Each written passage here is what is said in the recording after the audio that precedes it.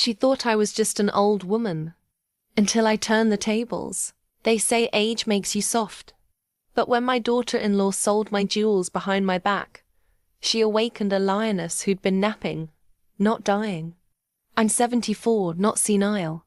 My hands may tremble when I pour my tea, but my mind?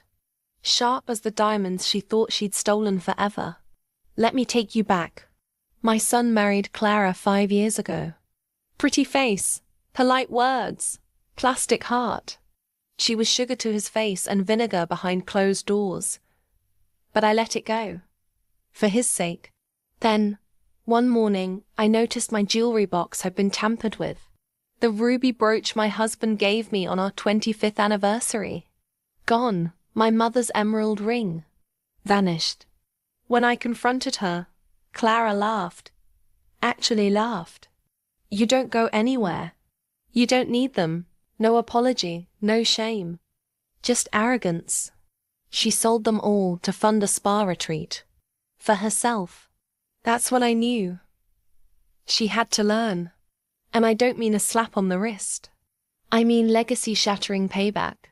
What Clara didn't know is that I was once a high-end antiques dealer in Italy.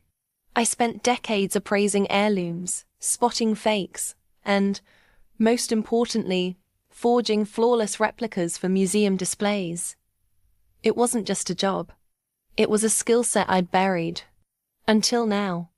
Over the next few weeks, I got busy. I had access to some beautiful stones and age settings from my private collection in Florence.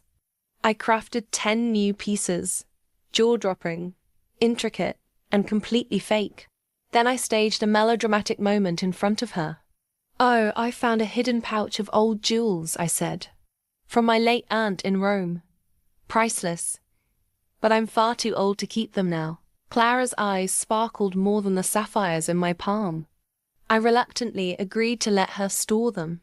3 days later, she had them appraised and sold. For a whopping $75,000. That was mistake number 1. Mistake number 2? She sold them to a well-connected collector in Madrid, who happened to owe me a favor. Within a week, the buyer discovered they were forgeries. He threatened legal action. Clara, in a panic, blamed me. I simply smiled and handed over proof of her earlier theft, security cam footage, sale receipts, and the signed confession she'd scribbled when she thought I had dementia. She didn't just lose the money.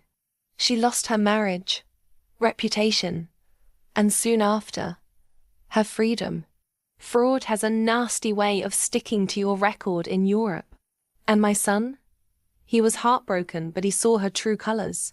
He moved me into a beautiful seaside apartment in Amalfi, complete with a garden and a view.